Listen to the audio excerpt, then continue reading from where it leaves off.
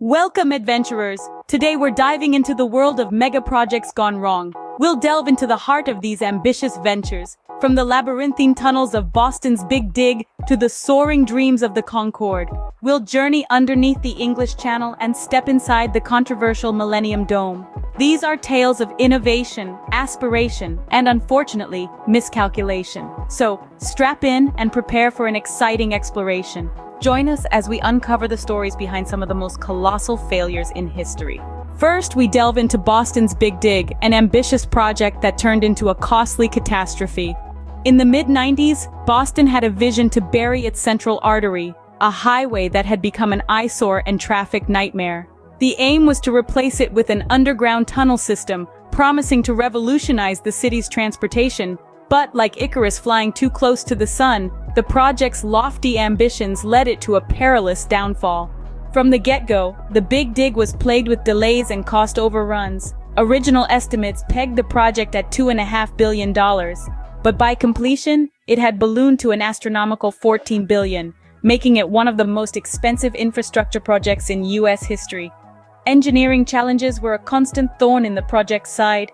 From leaky tunnels to scandalous use of substandard materials, the Big Dig was a masterclass in how not to manage a mega project. The impact on Boston's residents was profound.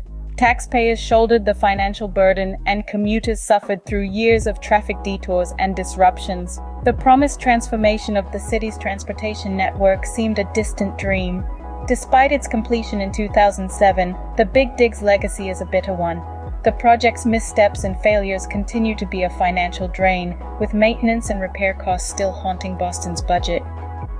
The Big Dig serves as a stark reminder of what can go wrong when projects of this scale are not carefully managed. Next, we take to the skies with the Concorde, a supersonic dream that was ultimately grounded. This was no ordinary airliner. Born out of a partnership between Britain and France in the 1960s, the Concorde was a marvel of aviation technology. It was a symbol of progress, a vision of a future where transatlantic flights could be completed in under 4 hours. But the road to this supersonic dream was filled with turbulence. Technological challenges were vast, from the development of powerful engines to the creation of a unique delta wing design that could withstand the heat generated at supersonic speeds. Then, there was the cost. Developing the Concorde was an expensive endeavor, with a price tag in the billions. And the cost to passengers? A single ticket could set you back as much as a small car. The Concorde's limited routes also posed problems. Due to the sonic boom produced by supersonic flight, the Concorde was restricted to mainly transatlantic flights over the ocean, significantly limiting its appeal to a broader market.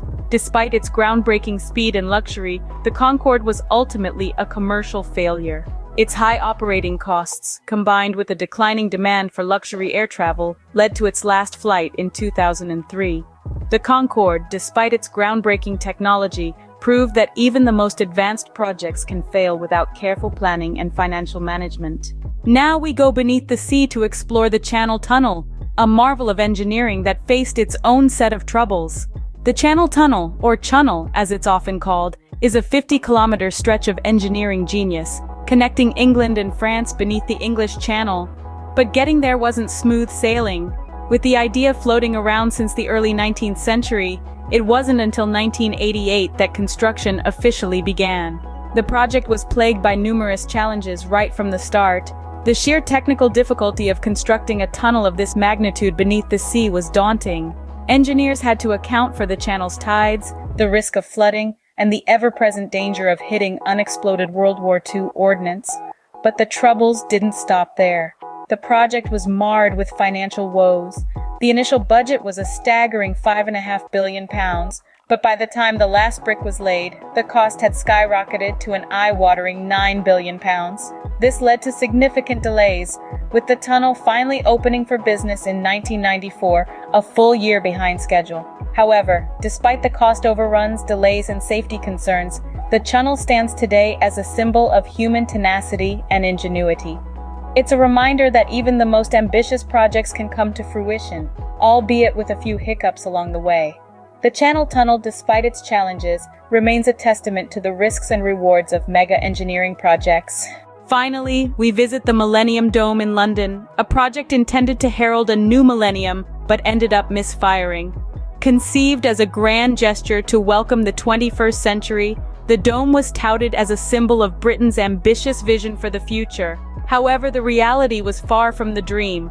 The Millennium Dome, later rebranded as the O2 Arena, was a controversial project from its inception. The ambitious vision behind it was met with skepticism, as critics argued the project lacked clear objectives and a sustainable business model. Despite the grandeur of its design, the dome failed to attract the anticipated footfall. The exhibitions were deemed uninspiring, and the location was criticized for its inaccessibility, leading to a sharp drop in visitor numbers. The dome's financial performance was equally disappointing. Originally budgeted at £758 million, the project's cost ballooned to over £1 billion, causing public outrage. The government was forced to step in to rescue the project, further fueling the controversy. Despite its later success as the O2 Arena, the initial failure of the Millennium Dome is a stark reminder of the pitfalls of megaprojects. Its story underscores the need for clear goals, robust planning, and realistic expectations. The Millennium Dome serves as a cautionary tale for future projects, reminding us of the importance of understanding and meeting audience expectations. Having explored these failed megaprojects, it's time to reflect on the lessons learned and consider future prospects. Each of these stories shares a common thread of ambition and grandeur, but also a stark reminder of the pitfalls of poor planning, lack of risk assessment, and absence of proper stakeholder engagement. In Boston's Big Dig, we saw how delays, cost overruns, and engineering challenges can turn a city's dream into a costly nightmare. The Concorde, while a marvel of aviation technology, was grounded by high costs and limited routes.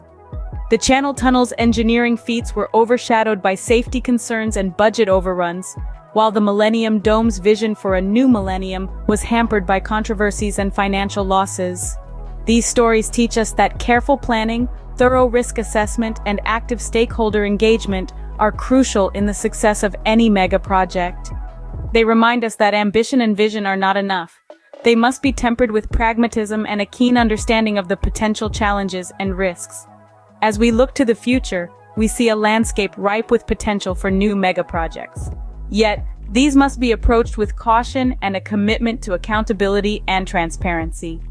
As we look to the future, these failed megaprojects remind us of the importance of accountability, transparency, and careful planning in turning ambitious visions into successful realities.